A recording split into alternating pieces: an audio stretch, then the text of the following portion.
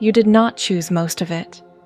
The way you enter a room, the rhythm of your breath under pressure, the words you reach for when silence starts to feel unbearable, none of it was designed. It accumulated, one unexamined afternoon at a time, until it hardened into something you now call your personality. But a personality is not a fact. It is a structure, and structures can be rebuilt. You built it without a blueprint, using whatever room shape was available to you at the time. This is not a list of habits to adopt, 7 rooms to furnish over the next 7 days, and an 8th you will learn to leave empty on purpose.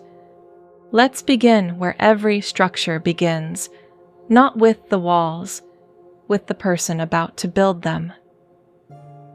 Arrive before you speak, before the room that matters, the interview, the negotiation, the conversation you've been avoiding. There is always a threshold. Most people cross it still standing in the last room they left, the tension of the last phone call still sitting in the shoulders, the argument still narrating itself quietly in the back of the mind. The skill is not confidence. It is arrival. One full breath, taken at the door, not to calm the nerves, but to set down whatever you were carrying before you walked in. Try it for 7 days, 3 seconds every doorway. Not a performance for anyone watching, a private act of arriving before you speak. A room can only be well built by someone who has actually entered it, which brings us to what holds the whole structure up from underneath. The 4-count reset. Most people breathe like they're mildly panicking all day without knowing it. Shallow, fast, high in the chest. It keeps the nervous system on low simmer from morning until midnight, and because it's constant, it starts to feel like calm. It isn't. There's a breathing pattern used before high-pressure work. 4 counts in, 4 held, 4 out, 4 held. Nothing more elaborate than that. It sounds almost too simple to matter. That is usually the first sign that it does. 4 minutes a day for a week, and you may notice the baseline shift. Not dramatically, but enough to know that it can. The breath is the foundation nobody sees. The next room is built on top of it, and it requires you to actually notice what's in front of you. Read the room. You are about to walk in and pitch an idea to a room that is, statistically, not thrilled to be there. Reading a room is not intuition. It is attention, arriving before your opening line does. 5 seconds, at any threshold. A cafe, an elevator, a boardroom, before a single word leaves you. Who is at ease? Who is closed? Who is performing confidence? And who simply has it? Notice, too, who is actually deciding, because it is almost never the loudest voice in the room. Do this for a week, and the room stops being noise. It starts reading like a language, one that was always being spoken, right in front of you. Once you can read a room, the next question is what you do with your mouth once you're standing in it. Ask a better question. How was your weekend is not a question. It is a formality wearing curiosity's clothes. The answer is always good. Then silence, while both of you stare at the middle distance. A better question is a small key, cut to fit a specific lock. What's the best part of your week been? What are you working on that's got you genuinely excited? What's the hardest decision in front of you right now? Vague questions are answered on autopilot. Specific ones require someone to actually think. And thinking out loud in front of you is its own small act of trust.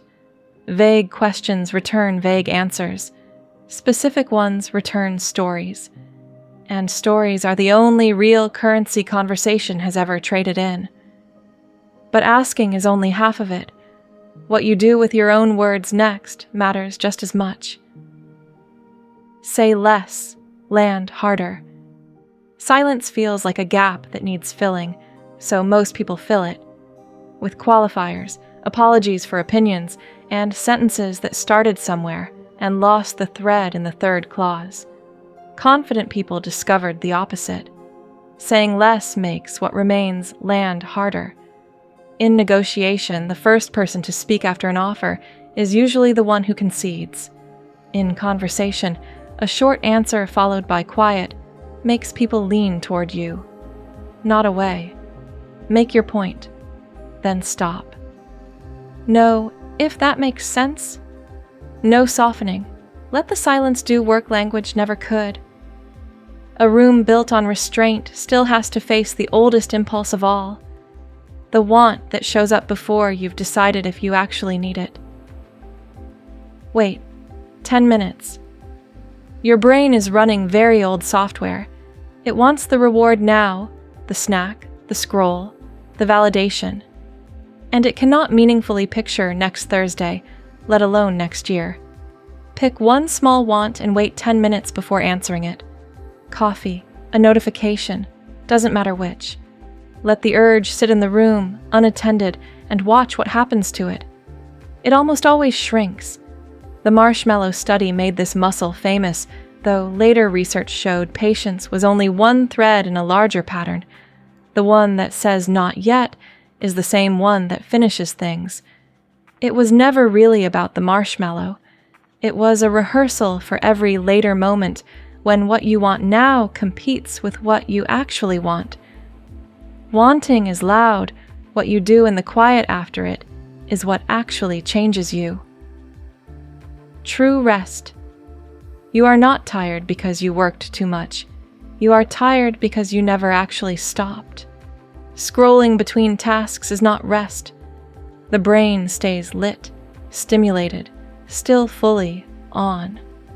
A real reset takes between 5 and 10 minutes, and it asks for almost nothing.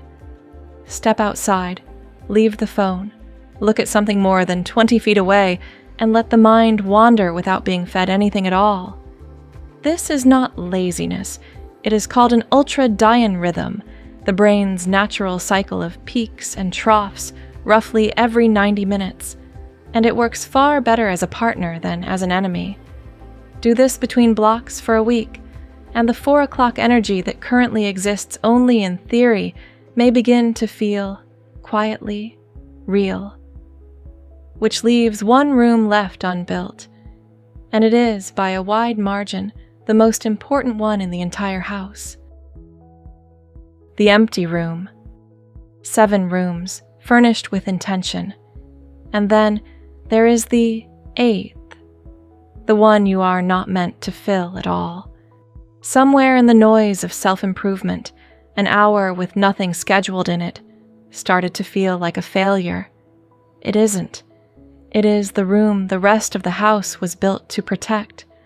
An hour when the week allows it, 20 minutes when it does not. What matters is that some part of it stays unclaimed. Nobody will schedule this hour for you. No invitation arrives for it. No reminder pings you toward it. You will have to claim it the way you claim anything that actually matters. Deliberately, against the pull of everything else asking for your time. An hour with no purpose is where a thought gets to finish itself, where a feeling you've been outrunning finally catches up to you and turns out to be survivable, where the person you are when nobody is watching and nothing is required of you gets to simply exist. You did not build these rooms to stay busy in all of them at once. You built them so that one, at the very end, could stay empty, on purpose, and be the only room in the house that was ever truly yours. Their return will not always look like money.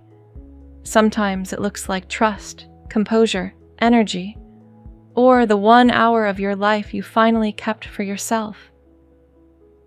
The architecture was never the point.